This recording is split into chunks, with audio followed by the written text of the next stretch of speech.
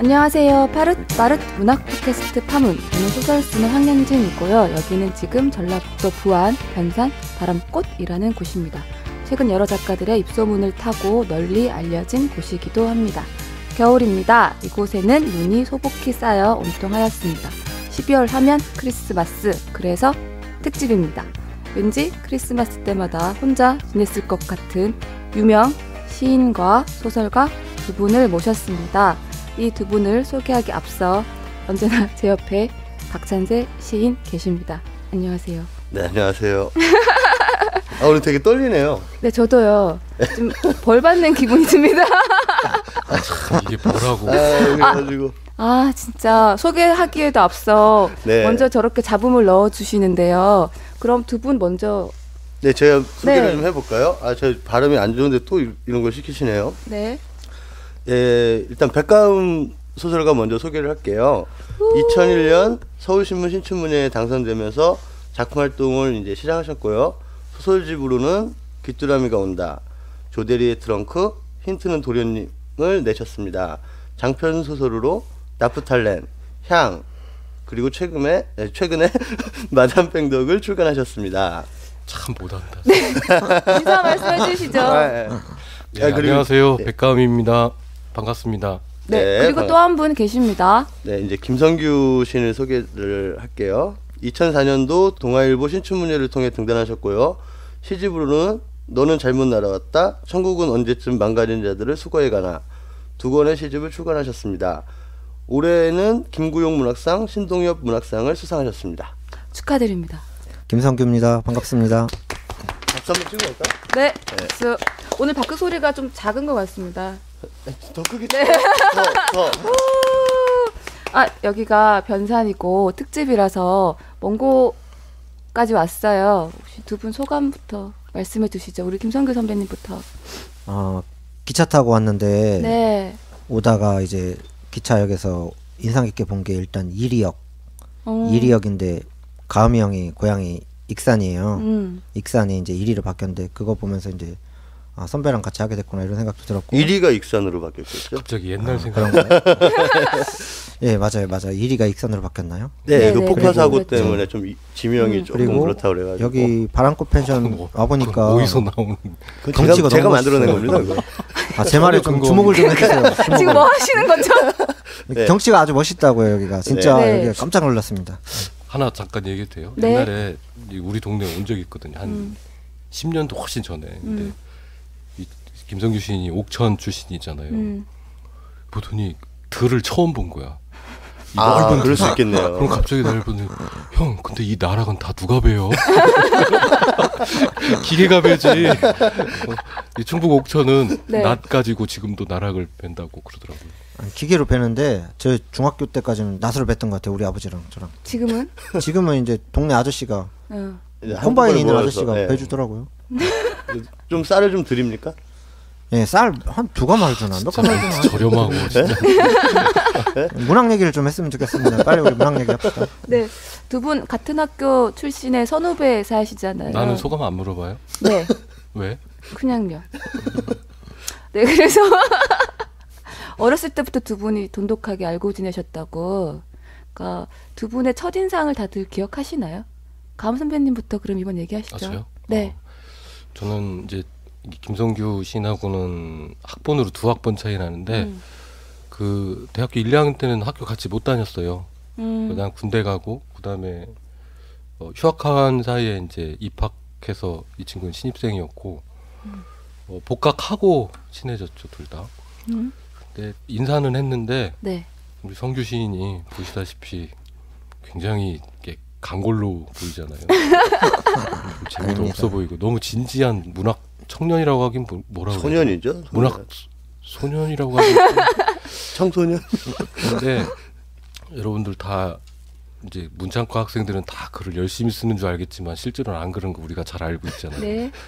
시 쓰고 소설 쓰는 친구들이 별로 없었는데 제가 너무나 외롭고 쓸쓸하게 도서관에서 항상 밤을 새면서 소설도 쓰고 공부도 하고 그러고 있는데 저 구석에 항상 저와 비슷한 스케줄을 사는 친구가 하나 있었어요. 그게 이제 김성규였고 그래서 친해졌어요. 새벽에 서로 이렇게 뭐 읽는가 서로 정보도 보고 그때는 이 김성규 시인이 엄청 어려운 책들 많이 봤어요. 뭐 그래가지고 요즘은 주로 쉬운 책만 읽으시는 거 봅니다. 그래서 맨날 막 그 제가 두 학번 형인데 형은 그래서 안 돼요. 이걸 지금 읽으면 어떡해요. 이런 꼬사리를 먹기도 하고 뭐 그랬었던 기억이 나요.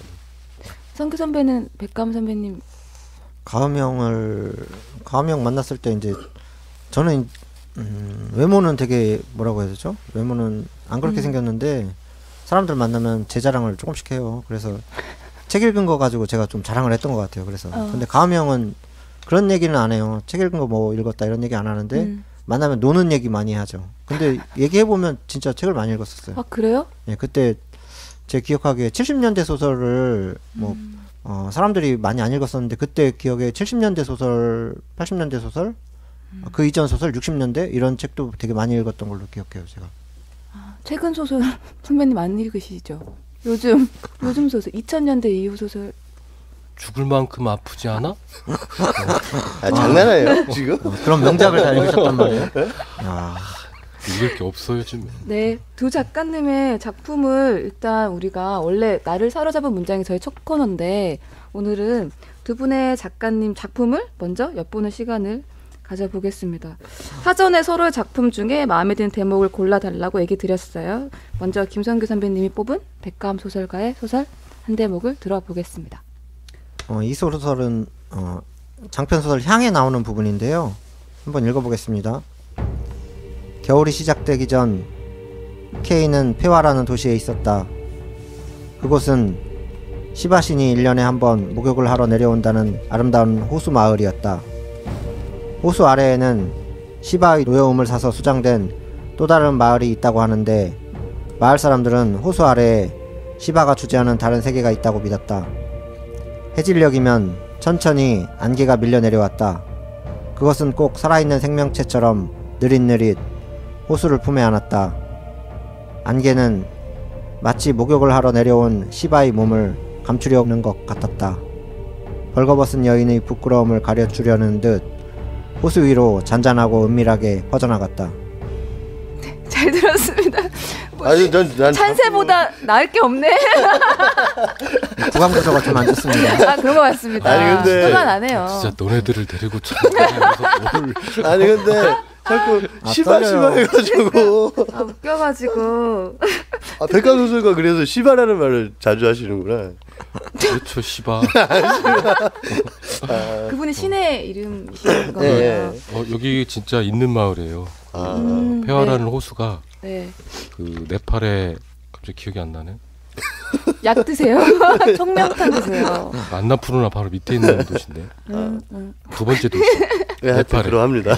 네, 그렇다 치고 이 대목을 선정해 주신 이유가 예, 일종의 그 호수가 제의적인 공간인데 여기서는 이제 원래 물이라는 게 죽음과 그 부활을 상징하잖아요. 네. 불도 마찬가지고. 그런데 이 소설 보면은 물과 불 그리고 나무 속에 사람이 들어가서 부활하는 장면이 있어요. 그리고 어떤 인물은 그 바나나 껍질에서 다시 이제 태어나는 장면이 있는데 그런 모든 장면이 일종의 그 부활을 상징하거든요. 근데 이제 가음형 소설이 기존의 그 첫 번째 소설집 귀뚜라미가 온다 이런 걸 보면 굉장히 이제 소설이 폭력적이에요. 네. 폭력적이고 어떻게 보면 마초적인데 두 번째 소설집 보면 이제 이런 것이 이제 어떻게 폭력과 사랑이 어떻게 합쳐질 것인가 이런 고민을 많이 했던 것 같아요. 근데 이번 소설집이 어떻게 보면 이 정반합의 과정에서 합에 가까운 소설이 아닌가. 그리고 이 공간이 그런 합의 공간이랑 굉장히 일치하는 것 같아서 이걸로 선정했습니다. 평소에도 그렇게 말을 그렇게 어렵게 하세요? 저는 좀 못 알아듣는 말이 도대체 이게 뭐 어려운 말이라고 죄송합니다. 저는 죄지었습니다. 착하게 살겠습니다.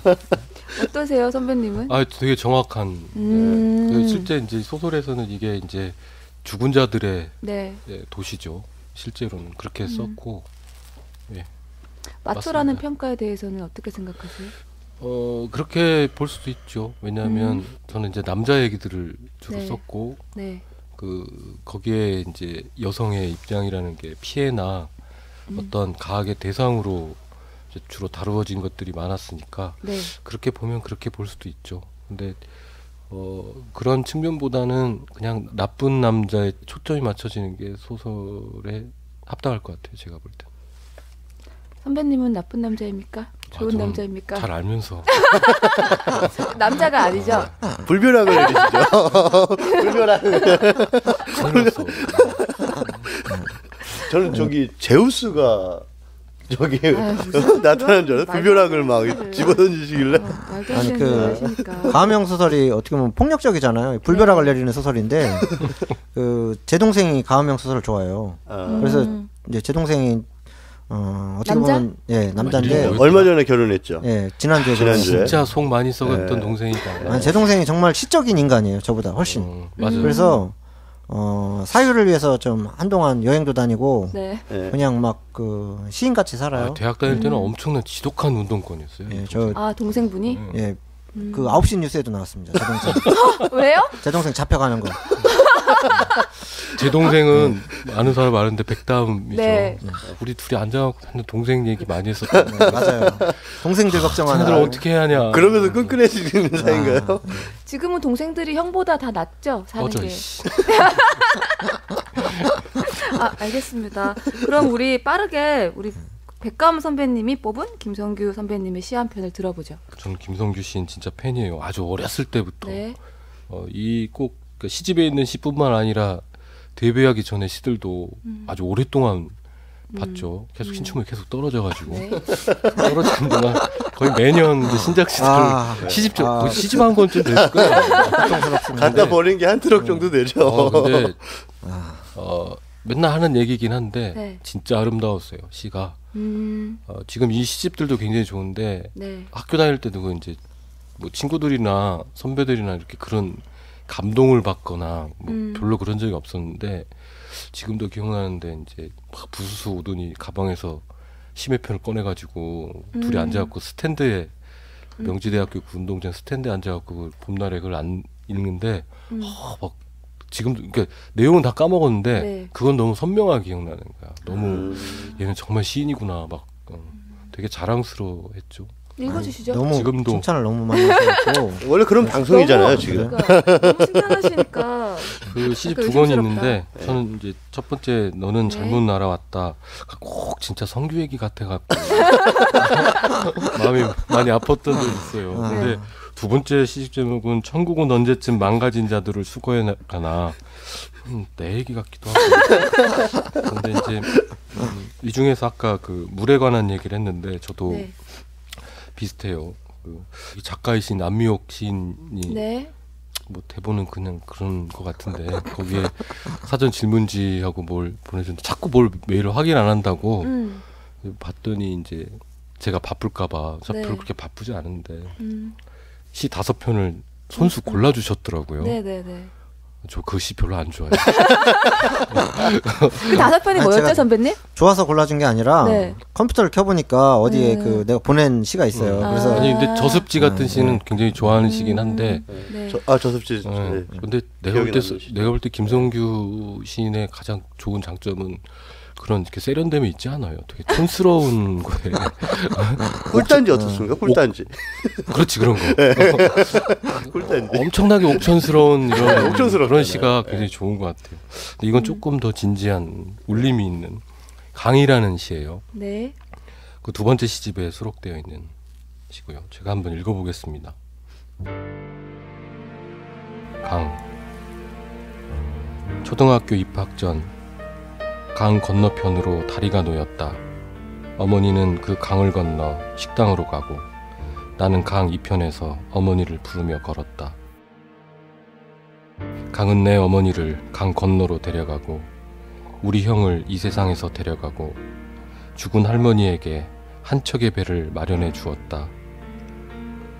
취한 아버지는 젖은 풀밭에 앉아 땀 흘리고 누나들은 송사리떼를 쫓아 공장으로 가 나는 죽은 채 쏟아지는 햇살을 맞으며 행복했던가. 욕심이 많아 모든 것을 빼앗긴 죽지 않고 몇 년을 더 살다 허리에서 잎사귀를 뱉어내는 나무를 보며 이곳에서 걸어 나갔는가. 뒤안에 구슬을 묶고 흘러갔는가. 그 다리를 건너 어머니가 돌아오고 죽은 할머니가 화를 내며 건너오라 울어도 홍수에 떠내려간 다리 밑에 서서 웃는 식구들을 본다. 삶은 옥수수를 들고 평상에 앉아 뭉게구름처럼 늙어가는 어머니, 철없이 합창을 하는 어린 누나들. 나를 찾으러 올 것이다. 밥 먹으라고 목이 쉬도록 내 이름이 메아리로 돌아와 나를 흔들 때까지 글씨를 쓴다. 물 위에 쪼그려 앉아 처음으로 어둠이 앞다퉈 몰려와 얼굴을 지울 때까지. 이제는 나를 용서하고 나를 이해해야 한다고. 흙 속의 구슬처럼 우는 나를 용서해야 한다고.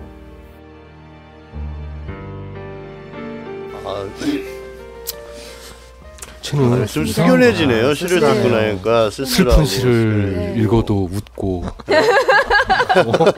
아니 좀 숙연해졌습니다. 이 강의 이미지라는 게 굉장히 이제 실은 어떤 이승과 혹은 저승과 이 편과 저편의 어떠한 그 노인, 그걸 갈라놓는 게 아니라 실은 이어놓고 있는 거라고 저는 생각을 항상 하거든요. 아까 저도 그런 소설, 그러니까 죽음이라는 게 어떠한 삶의 연속성 안에 놓여지는 거라고 이제 생각을 하는데, 이 강이라는 시도 굉장히 그래서 가슴 아팠던 시였던 것 같아요. 어렸을 적의 어떤 풍경들, 가족들 이런 것들이 굉장히 많이 정제된 듯이 이렇게 떠오르는 모습들, 되게 좋은 시 같습니다. 아, 이거 진짜 대단한 것 같아. 이런 시를 쓰고. 대단하죠. 저기 작은 거인 아닙니까? 저희 김성규 시인이 작은 거인이라고. 저 한 편 또 읽으면 안 돼요? 안 됩니다. 저 한 편 또 읽을게요. 제가 네. 꼭 읽고 싶은 시가 실은 2개가 있었어요. 네, 그러면 저 다음에 들어보죠. 뭐 시 읽는데 뭐 좋지. 네. 아, 쓸쓸해요. 그만 읽고 저 가음형 소설에 대해서 얘기 좀 했으면 자, 좋겠어요. 이거 하나는 꼭 읽어주고 싶어요. 제가 이걸 수업 시간에 학생들한테 실제로 읽어준 적이 있어요. 근데 굉장히 숙연해지고, 이제 글을 쓰는 문창과 학생들이니까. 제목이 시인이라는 시입니다. 시인. 죽은 물고기를 삼키는 두루미 목을 부르르 떤다. 부리에서 삐져나온 푸른 낚싯줄, 흘러내리는 핏물, 목구멍에 걸린 바늘을 토해내려 날개를 터는 소리. 한 번 삼킨 것을 토해내기 위해 얇은 발자국 늪지에 남기며 걸어가는 길. 살을 파고드는 석양을 바라보며 두루미가 운다. 박수? 아니 아니고? 아니 너무 좋으신데. 쟤는 시를 몰라. 김성규 시인이 그렇다는 거죠. 자기가 생각할 때 그 낚싯바늘을 언제 시를 그렇게 생겼습니까? 쓴다는 거죠. 아니, 제가 그렇다는 것이 아니라 시인이 그렇다는 거죠. 저는 그러니까 시인들이 시인이니까요. 시를 그렇게 쓴다는 거죠. 네. 근데 저는 본인만 그렇게 안 써. 내가 저도 저 시를 읽으면서 그런 생각을 했는데, 와, 우리 저기 김성규 시인이 그 반지하방에서 낚싯바늘을 삼키고 저렇게 그냥 얇은 발짝을 남겨서 떠들고 있구나. 그래서 마음이 좀 짠했거든요. 읽으면서. 아, 제 얘기 그만하고 대꾸 해주면 대꾸 해주면 안 돼. 얇어. 네, 알겠습니다. 근데 시를 계속 듣고 있으니까 그 옥천 풍경이 생각나요. 그 금강 지나고 이런 풍경들이 그쵸. 굉장히 강력하게 선배님한테 이렇게 자리 잡고 있는 것 같다는 생각도 들고요. 네, 그렇죠. 뭐 다 근데 시인들이나 소설가들 다 어떻게 보면 자기가 쓰는 공간이 네. 자기가 창조해놓은 공간이라고 생각을 많이 하는데 머릿속에서 그릴 때는 자기 고향이나 네, 네. 아니면 네, 자기 경험치를 맞습니다. 많이 쓰는 것 네. 같습니다. 그리고 하나 더 얘기하면 이제 자주 읽는 시집이에요. 시집 뭐 한 번 읽는 게 아니니까. 네. 근데 어제 여기 내려오면서 저도 기차 안에서 이걸 읽었는데, 실은 옆에 되게 괜찮은 여자가 앉아서 느닷없이 시집을 꺼냈어요. 제가. 잘하셨습니다. 근데 그건 아주 잘하신 것 같아요. 누나 이미지가 굉장히 많더라고요. 그래서 그건 또 몰랐던 건데, 원래 성규 시인의 누님들 되게 유명하죠. 어렸을 때 같이 제가 친했을 때는 누님들하고 같이 살고 있었어요. 큰 누나 맞나? 막내 누나. 막내 누나하고 큰 누나 했다가 나중에 막내 누나랑 둘이 살고. 아 근데 이 사생활에 대한 이야기보다 저는 좀 이 사생활 얘기 좀 안 했으면 좋겠어요. 저희는 문학 얘기 안 해요. 힘들어요, 사실은. 이런 거. 지금 두 분 모셔다 놓고 문학 얘기를 지금 네. 무지 많이 하고 있어서 저희가 문학 얘기를 하기가 네. 굉장히 어려워가지고 네. 모르는 얘기를 자꾸 시키고 물어보라고 하니까 두 분 문학을 모르는데 우리 등단 전 이야기나 좀 들어보죠. 등단 전에 네. 이제 선배님 등단 언제 하셨죠? 저 2004년에 했어요. 2004년. 2004년에 제가 했는데 읽었잖아요. 좀 귀를 좀 열고 살아요. 2004년이라고 제가 아까 소개했잖아요. 2004년에 하고 가음이 형이 2001년에 했어요. 근데 제가 되게 두려움이 있었어요. 무슨 두려? 얘가 먼저 데뷔할까 봐. 거의 그거는 기정사실이었거든. 근데 그때는 제가 이제 시를 이제 써보려고 시를 쓰는데 이제 창피하니까 얘한테 잘 안 보여주고 근데 몇 편 보긴 했어요. 그랬더니 형 괜찮네요. 근데 뭐 이거는 이렇게 하고 뭐 근데 거의 시선생처럼. 근데 얘는 벌써 그게 안 되는 게 되게 이상했거든. 그때는. 근데 내가 먼저 됐네. 아니야. 근데 이게 어찌나 기쁘던지 내가. 이게 우리 친한 사람들 있잖아요. 네. 친한 사람들 친구가 진짜 친한 친구가 글을 쓰는데 등단을 했어요. 그러면 한편으로는 기쁘지만 한편으로는 슬퍼요. 맞아요. 왜냐하면 그렇지. 친구가 된 건 기쁘지만 내가 안 됐다는 게 이게 슬프더라고요. 그래서 가음이 형 됐을 때도 네. 기쁘긴 기뻤는데 네. 깜짝 한편으로는 놀랐어 얘가. 정말 아니 전화 오는 순간 알았어요. 저는 전화벨이 떴는데 12월에 서로 딱 보니까 연락 안 하잖아. 백가음이에요. 자랑하려고 네. 자랑하려고. 백가음이라고 딱 떴는데 신춘문예 됐구나 이게 느낌이 네, 확 네, 왔어요. 네. 그래서 전화를 받았죠. 쓸쓸한 마음으로. 그래서 가음 형이 이렇게 얘기했어요. 성규야 나 됐다. 기억나네요. 네. 술사라 그래가지고 제가 박형준 시인하고 네. 네. 성규 시인하고 둘한테 광어를 샀어요. 광어로 등단하셨죠. 그 근처에 다 살았어요. 등단작이 광어였는데 네. 근데 문장이 광어 보면 알지만 되게 시적이에요. 그래서 이미지가 아주 선명하고 네. 회 뜨는 장면이 아주 정말 뛰어난 소설이었죠. 진짜 회 뜨는 장면 그대로 눈에 보이는 것처럼. 그때 그 시는 안 봤던가? 내가? 어떤 시도 보여줬었던 것 같은데. 원래 시도 광어. 보여줬는데 시는 제가 기억하기에 양에 관한 시예요. 햇볕이 드는데 방에 햇볕이 드는데 뭐 네. 그것과 양의 이미지랑 연결됐는데 약간 그때도 약간 신화적인 그런 게 있었어요. 시가 신화적이었고 우물 이런 거 좋아. 우물 많이 나오던데. 근데 지금 소설 가음형 소설 보면 향 보면 신화적이잖아요. 되게 신화적이고 뭐 죽음, 제의 이런 게 강한데 귀뚜라미가 온다도 굉장히 신화적이었고 저도 이제 시에 그런 거 많이 쓰는데 많이 쓰. 읽으면서 이제 이런 게 뭐가 드냐면 이제 귀뚜라미가 온다에 보면은 그 섬이었나요? 그 공간이 섬에서 사람들이 막 서로 막 때리고 굉장히 가학적이에요. 근데 이 가학적인 이 마을을 누군가 와서 정화할 수가 없어요. 여기를 뭐 사태를 해결할 수가 없어요. 그래서 보면은 이제 제 생각인데 네. 이 사태를 어떻게 해결하냐면 자연이 와서 완전히 그 폭력적으로 완전히 싹 마을을 쓸어버리는 거예요. 그래서 일종의 어떻게 보면은 문명으로 보면 핵전쟁이 일어나는 거랑 똑같은 거죠. 그래서 종말론이. 종말론이에요. 일종의 종말론 이 소설이. 너 잘한다. 그래서 시랑 제 시랑도 좀 비슷한 면이 있어요. 예. 제 시도 약간 종말론적인 분위기가 천국이잖아요. 천국. 네. 저희 아버지가 이거 보고 무슨 여호와의 증인이 책팔로 온 사람인 줄 알았다고 그러시더라고요. 저기 이제 이걸 저기 종교 코너에다 계속 꽂아놔야 되겠다. 교도관은. 약간 듣다 보니까 약간 성경의 어떤 대목을 듣는 것 같기도 하고.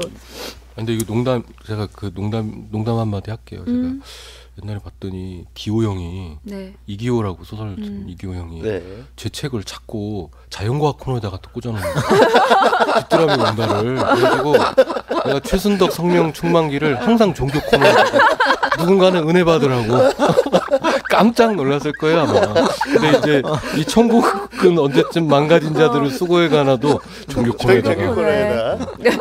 읽어보니 종말론이야. 아니 김성규 씨는 몇 번 떨어졌죠? 몇 년을 저는 본심 나가서 몇 년 동안 저는 대학교 들어오자마자 이제 신춘문예를 응모를 내가 얘는 했고 잘 알고 있지. 그건. 그리고 사실은 고등학교 2학년 때 창비에 원고를 투과한 적이 있어요. 아니, 그러니까 고등학교 2학년 때요? 본심은 네. 언제 나갔어요? 이미 진짜 정말 잘 본심은 근데 본심이 올라간 게 중요한 게 아니라 이게 맨날 떨어지니까 이게 본심은 그래서 99년부터는 계속 올라갔던 거예요. 친구가 진짜요? 그렇죠. 고집이 아니 왜냐면 이 이름을 제가 고집이 있는데 동아일보 말고는 다른데 내지도 않았어요. 아니요 신춘문예는 냈습니다. 그래도 한동안은 처음에는 계속 동아일보만 했죠.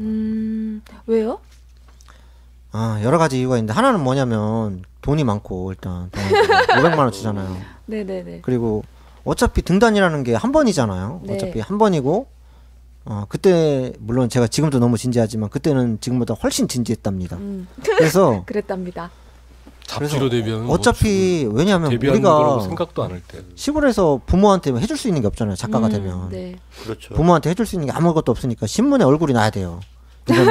이건 처음이다 마지막 선물이에요. 부모한테 주는. 그렇기 때문에 그래도 이왕이면 조중동을 해야 되고 그리고 동아일보가 그래도 좀 괜찮은 작가들이 많았고 그래서 등단 후에도 많이 두 분 힘드셨다고 가음 선배님이 또 김성규 선배님 많이 도와주셨다는 이야기를 또 성규 선배님 직접 해주셨는데 데뷔하고. 네. 제가 뭘 도와줬... 기억 잘 안 나시죠? 여기 딱 오다 보니까 생각나는 게 부안에서 옛날에 불멸의 이순신 찍지 않았나요? 불멸의 이순신. 저희가 다 아 맞다. 그렇죠. 그 그때 그 알바를 가음 형이 줬어요. 불멸의 이순신 촬영장에 가서 네. 그거 그 써오라고. 근데 그때가 제 생각에 한 50만 원도 넘었던 것 같은데. KBS 저널이었던 것 같아요. 예, 맞아요. 그때 근데 당시 50만 원이면 너무 신기했어요, 제가. 왔는데 그 배우들도 많고 김명민이 그때는 그 당시에 그렇게 유명한 배우가 아니었는데 김명민 뭐 거기 출연한 배우들이랑 같이 회를 먹었습니다, 제가. 그래서 회를 왜냐면 KBS 저널이면 그러니까 동아일보 한 명, 조선일보 한 명 이러는데 KBS는 자회에서 굉장히 파워 세지. 네, 기자들이 그때 만난 기자들이 동아일보 기자, 뭐 세계일보, 경향신문 기자들 다 내려왔었어요. 기자 중에 한 명으로 간 거예요. 제가 이제 기자로 내려왔으니까 사람들이 저를 다 기자로 이렇게 네네네네. 취급을 하더라고요. 네. 그래서 세상에서 저는 회를 먹어본 적이 없잖아요. 사실 시골에 살다가. 아 옥천에서는. 네, 그래서 서울에 와서 회를 한두 번 먹어봤는데 그런 거 먹어본 적 처음이에요. 아 그때 처음이고. 회 때문에 기억하시는구나. 네, 그리고 돈도 그때 한 50만 원 이상 받았으니까 제가 진짜 거지같이 살았거든요 그때. 진짜. 생활 편집 2, 3년밖에 안 됐죠? 예, 그렇죠. 그래서 그때 가음 형의 그 구호품이 아니었다면 저는 천국으로 지금 가고 있었을 거예요. 가 있었을 거예요. 그때 나는 저기 드라마 제목 기억 안 나는데 송승헌하고 손예진 나왔던 드라마 있어. 아 맞아 그런 거 있었어요. 난 무주에 여름 갔어. 동안가? 난 무주에 갔어. 그래요? 무주에 가서 이제 손예진을 보려고 똑같이 이렇게 기자들이랑 봉고버스에 타가지고 갔는데 송승헌이 이쁘더라고. 손예진은 손예진도 예쁜데 네. 이렇게 봐도 송승헌이 너무 잘생긴 거예요. 아 나는 회 안 먹고 강원도니까. 거기 1박 2일로 놀았거든요 기자들이. 원래 그런 게 있는지를 몰랐지. 근데 쑥스러워가지고 그날 새벽에 그 중앙일보 그 기자 차를 타고 올라왔던 기억이 나네 나도. 저도 원래 계속 놀아야 되는데. 저도 1박 2일로 놀았는데 회를 먹고 끝난 다음에 그 숙소 로비에 모여서 다시 2차를 또 간다는 거예요. 그래서 내가 가서 2차를 가야겠다 생각해서 마음을 그 아주 그 기쁜 마음으로 가방 넣고 이렇게 내려왔더니 아무도 없는 거예요 로비에. 기자들이 저만 버리고 갔더라고요. 왜냐면 모르는 사람이니까. 안 거야. 안 거지 기자가 아니다. 알바라는 걸. 마치 KBS 알바래. 얼마나 서운하든지 그때. 기자들 나쁜 놈들이에요. 그 낙담하는 그 형 표정이 다 보여요. 지금 생각해도 서운해요. 그러면 이것도 얘기해야 되나? 그때 제가 이제 SBS 저널도 네. 아르바이트로 그걸 하고 있고 네. KBS 저널도 했는데 이 두 개를 다 이병률 시인이 소개를 지금 이 자리를 비워서 그분이 없었다면 우리는 한국이 수거해 갔을. 역시 물은 아래로 내려오는군요. 네. 등단을 하고도 그러니까 두 분이 계속 아르바이트를 많이 하셨다는 얘기죠. 아르바이트 그죠? 많이 했죠. 네. 선배님도 가음 선배님도 등단 지금도 이후에 아르바이트 많이 하고 있는 거 아시죠? 네. 지금 이런 것도 아르바이트. 아니 뭐 그렇죠. 황 작가도 아르바이트 늘 네. 하잖아요. 저희 이렇게. 아르바이트 없으면 못 살죠. 네. 못 알바 살죠. 없으면은 뭐.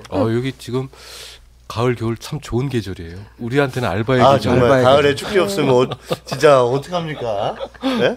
가을에. 그 등단 이후에 가음 선배님은 그럼 어떠셨어요? 그 좀 이렇게 사는 승승장구 하셨는지.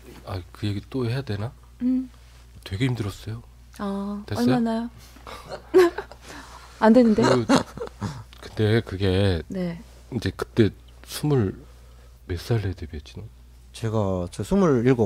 저도 27에 했는데 지금 생각하면 27은 뭘 알 수 있는 나이는 아닌 것 같아. 맞아요. 데뷔를 했긴 했는데 그게 네. 이제 작가라는 프라이드만 이제 막 느닷없이 생긴 거고 실제는 내가 평생 어떤 작가로 살아야 되는지에 대해서는 잘 모르는 때였던 것 같아요. 그래서 처음에 데뷔작은 뭐 저는 물론 뭐 그냥 그렇다고 생각을 했는데 그 뭐 나쁘지 않았어요.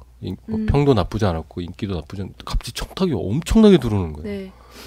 그 데뷔하자마자 뭐 물어보는데 다른 사람들은 뭐 청탁 온 게 없다 그러는데 저는 이미 그 다음 해 한 4-5편이 밀려 있었어요. 그래서 이제는 끝났구나. 나 떴어. 막 이런 상황 종료. 나는 이제 그 우리가 알고 있는 그 이 소설계의 어떤 그 이런 그런 걸로 가는구나. 그래가지고 이제 소설 막 썼는데 가을 겨울호였나 한 4편쯤 쓰고 5편째 이제 쓰려고 하는데 네. 청탁이 뚝 끊기더라고. 그때도 이게 쉴 수 있지 뭐 하면서. 근데 그 뒤로 거짓말 않고 제가 개월수를 셌는데 한 28개월? 2년 그러니까 2년 한 4개월 동안 네. 단 한 통의 연락도 없었어요. 그러니까 산문이고 소설이고 네. 정말 이게 무슨 냉정한 데라는 걸 때 알았어. 그 원인이 뭐라고 생각? 소설이 안 좋은 거지. 그러니까 모든 사람이 다 같이 읽고 있고 네.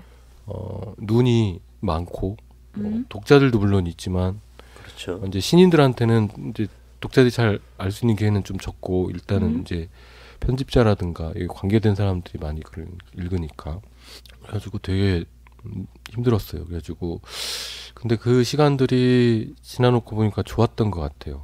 그래가지고 이제 30을 넘겼는데 계속 뭐 한 달에 뭐 버는 돈이야 뭐 아까 얘기했던 뭐 그런 아르바이트해서 한 4-50만 원 정도 벌어서 이제 계속 뭔가를 준비하고 있는 거죠. 청탁이 없어도 이 소설도 써보고 저것도 써보고 이제 그 있는 동안에는 뭐 절에도 가서 반년씩 있어본 적도 있고 또 막 인천공항에서 그때 공항 맞나? 그때가 절에 간 건 제가 아는데 공항 아주 일용직 네. 건설 현장에 가지고 막일 그런 막일도 뭐 한 두 개 그래요? 몇 달씩 가서 돈이 없으니까 또 근데 그 컨테이너 박스 이거 얘기했잖아. 말씀하세요. 돈으로 안 주고 하루 일당을 딱지로 우리가 딱지라고 그러는데 일당을 돈으로 받고 딱지를 줘요. 그럼 그거를 한 달 후에 현금으로 바꿔주는 거야. 근데 당장 우리 막 술도 먹어야 되고 담배도 피우고 그래야 되는 돈이 하나도 없는 거지. 그래서 그거를 또 현금으로 바꿔주니까 10%씩 막 까고 그러니까 5만 원짜리면 4만 5천 원에 바꿔주고 또 그걸 가지고 이제 노름을 하고 막 또 남자들만 모여 있으니까 되게 힘들었어. 그래도 이제 많이 뭐 잘 있었던 것 같아요. 그래서 그렇게 버티다가 열심히 그냥 준비만 했는데 그걸 뭐 소설을 쓰는 걸 계속 고민했던 건 아닌 것 같고 그러니까 그 아까 얘기했던 그 준비되지 않았던 그거에 대한 네. 질문들이 계속 있었던 것 같아요. 난 뭘 써야 하는가? 네. 뭐 나는 어떤 사람인가? 뭐 나는 작가가 된다면 작가가 됐음에도 불구하고 문학이라는 게 나한테는 어떤 절실함을 요구하는가? 뭐 이런 것들 고민했었던 시간이었던 것 같아요. 좋았어요. 그때 아니면 만약 그걸 안 버텼으면 이제 그만뒀겠죠. 지금. 그럼 김성규 씨는 좀 그런 게 없지 않았어요? 근데 저는 작품 발표하는 거에 대해서 뭐 늘상 말씀하시잖아요. 계절에 10편 발표 못하면 그거는 안 되지 않냐고. 그 뭐라고 하죠? 그 말 한 마리를 길들이기 위해서는 여러 가지 우리가 방법을 사용하잖아요. 물 속에다도 집어넣고 늪에다도 집어넣고 이렇듯이 네. 박찬세 시인을 길들이기 위해서 제가 네. 여러 가지 느려지지 않나? 조치를 하는 거죠. 안 들려지죠. 안 들려지는데 뭐 그래서 조금이라도 세상에서 조금 어떻게든 살아야 되니까 박찬세 시인이 그렇게 하기 위해서 그렇고 저는 가음이 형이 등단하고 나서 그렇게 처음에는 발표 많이 했고요. 그렇게 네. 그런 거는 저는 잘 못 느꼈어요. 왜냐하면 그래도 아무래도 선배 작가고 그리고 네. 저는 잘 나간다는 생각을 많이 했는데 아무래도 선배님이라서 더 그런 느낌을 가질 수 있었을 것 같아요. 근데 시 같은 경우는 아니 계속 잘 나가는 척을 했어? 할 수밖에 없지. 아, 그냥 선배님께서? 아무렇지 않은 척하는 거지. 그렇구나. 왜냐면 이제 후배들 앞에서 그렇죠. 자존심도 있고. 대부분 다 그러지 않. 찬세 씨도 저는 그런 거 없어요. 애들이 워낙 못 나 나가니까. 깜짝 놀랐어. 후배들이 찬세를 롤모델로 삼는 그래요? 그럼 정신 나간 애들이 있어요? 성공했어. 되게 잘 된다고 생각하는. 그럼 정신 나간 애들이 이제 있어요. 최근에 막 갑자기. 최근에 요즘에 이제 조금 잘 되는 것 같아요. 옛날에는 진짜 박찬세 시인 거의 빈민의 생활에서 저도 저와 다를 바가 눈물 없었어요. 아니, 작년까지만 해도 저도 노가다 나갔죠. 그 산 타는 일 해가지고 방세 내려고 일주일씩 산 타고 돌아오고 뭐 그랬는데 이제는 무릎 아파서 저도 나이를 먹나 봐요. 그래서 이제 애인도 이제 노가다는 그만 뛰라고 그러고 주변에서도 그러고 그때는 30대 중반 넘어서 그거 하면 안 될 거야. 예, 그래가지고 제가 사실은 의뢰가 들어왔는데도 안 나갔어요. 그 저기 일을 같이 하자고 예전처럼. 근데 무릎이 너무 아파가지고 그러고 있습니다. 하여튼 두 분 그러면 후회하신 적은 없으세요? 글을 쓰는 거? 본인은 후회한 적 없으세요? 저 후회한 적 없습니다. 지난주에도 울던 그건 다른 일로 사생활이 요즘 복잡해서 이러면서 어떻게 살아? 그러면서 뭐 하시는 겁니까? 어머 막 웃겨. 울고. 후회는 하지 않아요. 선배님, 성규 선배님은 좀 괴롭긴 했는데 그래도 네. 글 쓴 걸 참 잘했다고 생각해요. 만약에 글 안 썼으면은 저 뭘 했을까 이런 생각 들고 뭘 딴 걸 했어도 아마 나스로도. 너무 제가 괴로웠을 봤을 나락을 때 베고 농사 있겠지. 졌을 것 같아요.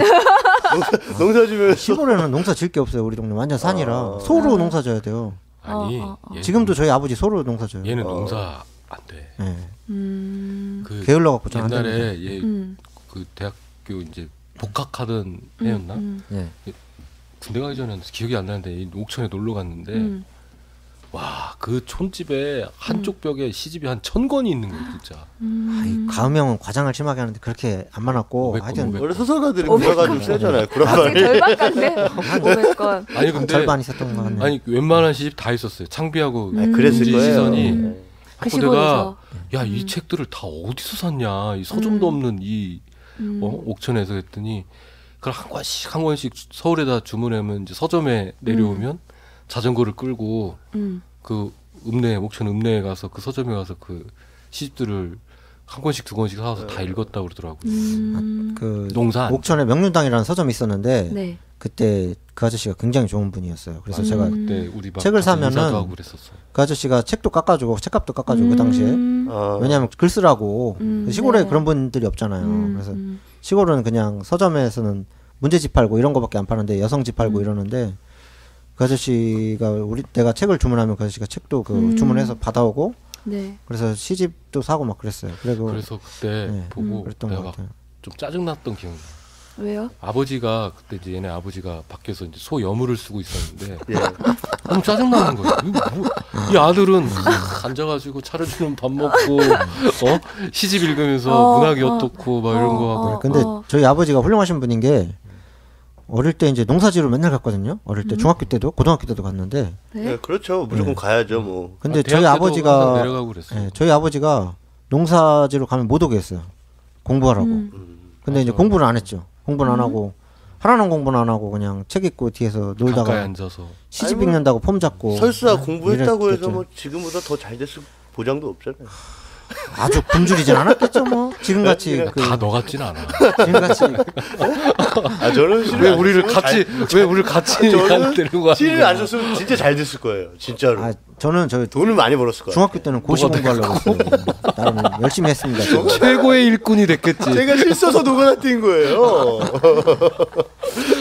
최고의 일꾼 박찬세. 옛날 생각하다 얘기하다 보니까 생각나는 게 아까 노가다 얘기 나와서 생각나는 게 대학 때 가음형이랑 같이 노가다로 간 적이 내가 있어요. 그것도 너 많이 데리고 다니는 거 기억나. 성심인력이라고 네. 무더운 5,000원씩 날씨지만 떼고 뭐, 경복궁 예, 앞에 맞아요. 있는. 성심인력이 있었어요. 지금은 서대문으로 갔더라고요. 음. 성심인력이. 아, 우리만 다닌 건 아니잖아. 우리 다 같이 그렇죠. 여러 그 명 동기들 뭐 많이 다녔 문창과. 갑자기 옛날 생각난다 진짜. 아, 선배들의 나 같이 일하러 가면 그 형들이 저보다 일 많이 해주고 그래서 제가 하루하루 성규는 연명했습니다. 이게 이게 일꾼을 그냥 머릿수만 채우고 할 만한 체력은 아니잖아요. 같이 나가서 머릿수만 채우고 기억나는 게 압구정동이었는데 어디를 이제 잡부들이지. 그러니까 그래가지고 뭐 여기 갈 사람은 막 부드럽게 손을 들고 저희들 데려가 주세요. 그래가지고 갔는데 그게 이제 싱크대. 독일에서 네. 수입해서 아, 맞아. 고급 아파트에 싱크대를 납품하는 이제 그런 공장이었는데 이제 그걸 날르는 일이야. 압구정동 처음 가봤어 우리 그때. 그래가지고 막 너무 갑자기 이 촌놈들이 다 막 일당을 다 5만 원씩 받아갖고 이제 4명 5명이 20만 원, 25만 원 되니까 야, 이거 술 먹자. 그래가지고 그 압구정동 한복판에 그 작업복을 입고 가가지고 커티샥. 네, 지금도 기억해. 커티샥 지금도 안 먹는데 양주 먹었나요? 잘 싼 양주를 기억이 안 나네. 흰집이랑 맞아 그거 창렬이랑 그거 먹었구나 우리가. 자꾸 막 그걸 먹고 막 취해갖고 막 압구정동 걸어다니면서 울고 맥없이 그냥 맥없이. 그때 싱크대에 쓰는 대리석인가가 맞아. 있었는데 그게 기억나. 엄청나게 비싼 거였어 그때. 그래서 물어봤더니 막 이게 몇 천만 원씩 하는 거야. 그거 깨면 우리 이태리 대리석이라고. 이태리. 난리나지. 그 회사는 독일 거였어. 근데 그것도 기억나요. 갑자기 막 너무 큰 자괴감이 막 네. 들고 그래가지고 야 이거 다 술 먹어서 없애버리자 그래가지고. 아니 그때 그거 나를 깼어, 때 이렇게. 화난 게 깼어요. 그 나를 때 랩 같은 거 뭐지 이렇게 뾱뾱이 공기 그걸로 싸서 날랐어요 우리가. 그거를 너무 무거운 그렇죠. 거. 비싸니까. 그래야지. 네. 예. 그 흠집 나면 안 돼서. 그 싱크대 그 쓰는 사람한테 싱크대지 날리는 사람한테 그냥 돌이야. 그렇겠지. 그러니까 그냥 맞아. 벽돌 너무 무거운 기억나요 음. 그거 막 등짐 날리고. 지금도 두 분이 바쁘시죠?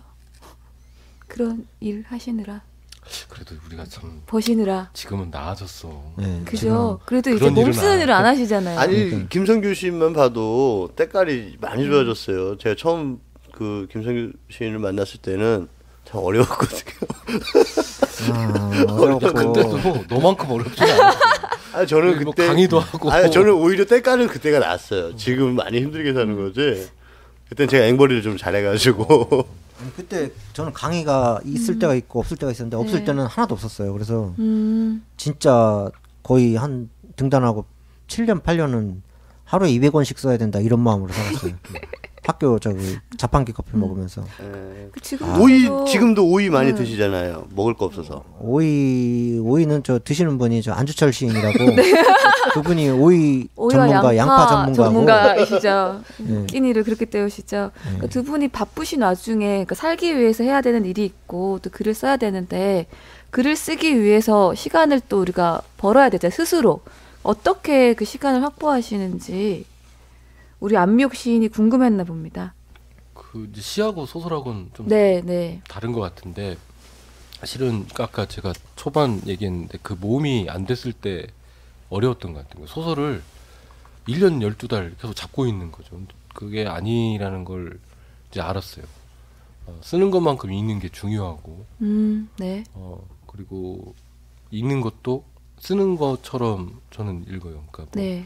좀 분리해서 생활하고 일상하고 분리해서 책을 읽는 시간하고 글을 쓰는 시간을 분리해서 사는데 제가 보니까 이제 저도 학기 중에 강의를 주로 하고 네. 생활은 그걸로 꾸려가기도 하는데 1년에 그게 이제 한 6개월 정도 되죠. 조금 한 7개월?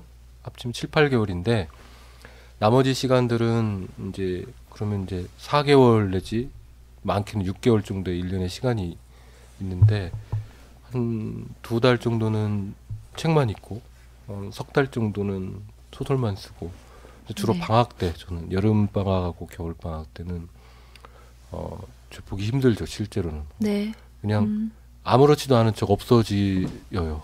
보통 이제 이렇게 산 지가 한 10년쯤 된 것 같아요. 그런 시간이 필요하고 전번에 네. 울릉도도 한번 들어가신 적 울릉도도 있으시죠? 가고 네. 뭐 최근에는- 올 여름에는 지금 여기 변산 변산. 바람곳에 네. 와 있기도 하고 그 전에는 또 전주에도 있었고 계속 저는 뭐 집에 있으면 여전히 그게 분리가 잘 안 되는 것 같아가지고 또 이제 작업실을 또 만들기도 했었어요. 또 너무 이제 바빠갖고는 지방에 못 가는 시간이 있으면 그런 시간들을 일부러 문화 가는 시간은 일부러 만들어서 그 절대적인 시간이 항상 요구되는 것 같아요. 근데 이게 보통은 막 그 책을 읽는 것도 뭐 화장실에서도 있고 전철에서도 있고 밤에 자기 전에도 있고 그러는데 저는 그게 독서 아니라고 생각하거든요. 책을 읽는 시간만 꼭 있어야 돼요. 그게 거기서부터 시작하는 것 같아요. 쓰는 것도 중요하지만. 성규 선배님은 그러면 저는 뭐 요즘에는 바쁘니까 거의 힘들고 책을 읽거나 쓰기가 거의 힘들고 이제 단기간이고 이건 예전에는 시간이 너무 많았어요. 뭐 시간을 따로 만들 필요가 없고 일도 없고 뭐 할 일도 없고 돈도 없으니까 어디 나갈 수도 없고 네. 그러니까 그냥 시간은 너무 넘쳐갖고 시간이 넘쳐서 저는 걱정이었어요. 할 게 없어요. 시간이 너무 많으니까. 직장도 시간이 없지. 넘치지만 그렇다고 네. 그 시간을 다 글에 투자할 수도 없었던 거죠. 그래서 진짜 많이 자요. 잠을 좀 많이 잤고 그리고 이제 저는 이제 주로 늦게 일어나요. 늦게 일어나다 보니까 낮에 사람을 안 만나게 되잖아요. 그러니까 밤에 책 읽고 글 쓰고 막 그렇게 많이 했던 것 같아요. 거의 그게 도서관 다니던 버릇이었어요. 아침까지 거의 학교 도서관 24시간 도서관이 있어요. 네네네. 나도 거기 그래요? 거기 아침에 아까 얘기했던 둘이 있다가 거기서 이제 친해졌어요. 도서관. 거짓말이 아니고 찬세 씨. 네. 아침에 들어갔고 그리고 처음 등단했을 때는 지금 저는 5년 차이야 지금 이런 것도 하잖아요. 이런 것도 하고 우리가 이제 문단에 술자리 나가 보면 처음에 문단에 나온 사람들도 요즘에는 서로 인사도 하고 잘 지내요. 네. 그렇죠. 근데 초창기에 제가 이제 등단했을 때만 해도 문단에 술자리 나가면 30분씩 혼자 앉아 있어야 되고 이런 때가 많았어요. 아, 그거 물론- 되게 서럽죠, 진짜로. 물론 제가 이제 숙기도 없고 네. 그래서 그런 것도 크지만 그랬던 것 같아요. 지금은 굉장히 자유롭잖아요. 지금은 예. 이제 내가 보니까 이제 소위 말하면 이제 선배 뭐 네. 내 또래나 뭐 잘 챙기는 것 같아. 그걸 알아서 되게 서럽지. 맞아요. 나 네. 기억나는 나도 이기호 형하고 둘이 이제 처음 둘이 같이 문단 자리 나갔는데 화장실 가는 그걸 막 자리를 지켜주고 그랬다. 맞아요. 그랬던 거. 좀 어색하니. 저도 한번 따라가서 제 자리 지켜줘서 저 고아 될 뻔하다가 간신히 살아났어요. 너무 힘들었어요. 아 진짜 처음에 문단 자리 나가면 정말 그게 먹고 고학같이 아니 근데 진짜로 진짜 그게 되게 난감해요. 맞아요. 그냥 왜냐면 좀 뻘쭘한 네, 거지. 뻘쭘하고 혼자 앉아 있어야 되는 자리도 있고. 굉장히 이상하게 슬퍼. 술자리가 왜냐하면 크잖아요. 그러면 네. 막 쫙 있으면 4시 있으면 3시 얘기해요. 맞아요. 저 혼자 왜냐하면 저는 저 사람들도 모르고 그렇죠. 인사를 해도 저분들이 나를 모를 것 같고 그러니까 이제 명상을 하고 있다가 저기 딴 데나 바라보고 있고 아니 근데 그랬죠. 제가 이제 그래도 제가 제일 경험을 보면 요즘엔 그런데 잘 안 나가거든요. 예. 너무 힘들고 근데 처음에는 이제 1년에 한 번 보는 거야 다. 그러니까 반갑기도 하고 네네. 1년에 한 번 봐서 친분이 유지가 안 되잖아요. 그러니까 네. 조금 오바해서 또 친한 척도 하고 그러다 그러다 보니까 조금 더 소외되기도 하고 그랬던 것 같아. 지금은 저 되게 보기 좋더라고요. 네. 젊은 친구들도 그냥 네. 확실히 세대가 달라진 것 같아요. 근데 술자리 가면은 이제 저 안미옥 시인이 제 대학교 후배잖아요. 네. 그렇죠. 제 대학교 후배인데 저는 그래도 이제 괜찮은 후배라고 생각해요. 굉장히 괜찮은 네. 후배라고 생각하는데 그래서 진짜 일부러 영혼을 없는 느낌. 아니 진짜요. 그래서 일부러 좀 사람들 안 소개시키고 문단에서 활동 안 하도록 제가 일부러 사람들 안 소개시켜요. 왜냐하면 네. 이게 사람을 안 만나야 돼요. 시간이 많으려면 이 글을 쓰려면 시간이 있어야 되고 네. 시간이 있으려면 사람을 안 만나야 돼요. 그래서 박찬세 시인 같은 경우는 뭐 우리가 또. 고향은 비슷한 고향이지만 네. 야생마기 때문에 길들여야 되기 때문에 문단을 자꾸 끌고 와서 일도 시키고 하지만 안미옥 씨는 좀 네. 침착한 성격이기 때문에 네. 그냥 그렇게 뒀어요. 그냥. 아니 이제 고생하라고. 후배 얘기들이 남미옥 씨도 굉장히 많이 돌아다니고 아유 아닙니다. 최근에 보니까 신용목이랑 같이 노래방에서 노래 부르고 있더라고요. 정말요? 아니 내가 모르는 사실이 있었단 말이에요. 오랜만에 전화 와서 갔더니 네. 안미옥 씨랑 둘이 황영진 씨랑 셋이서 막 노래를 부르고 있고 조금 있으니까 신철규 시인이 문을 열고 들어와서 아 그렇죠.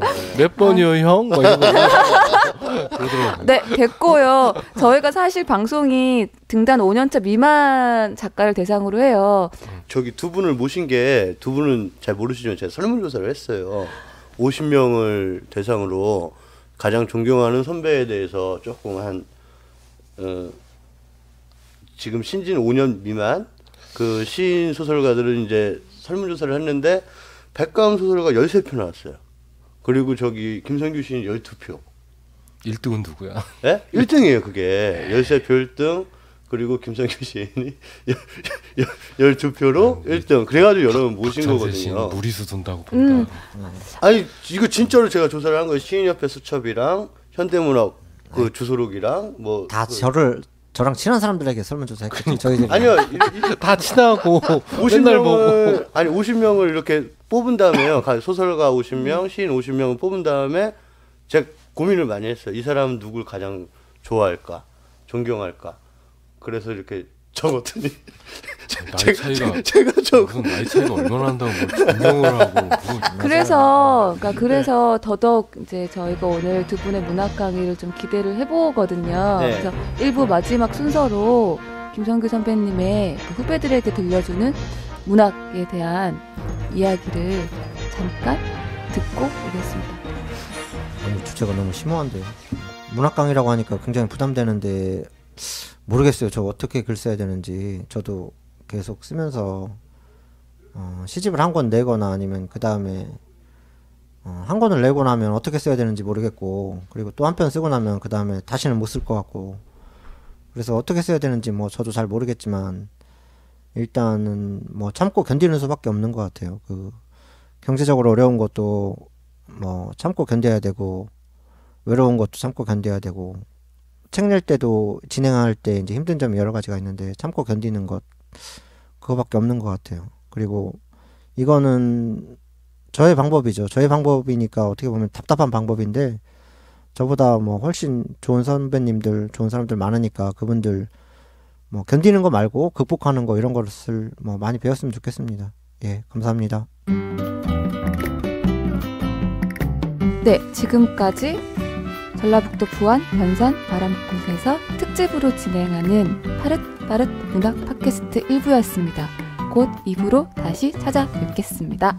지금까지 황현진, 박찬세, 구성은 안미옥 시인이었습니다. 감사합니다.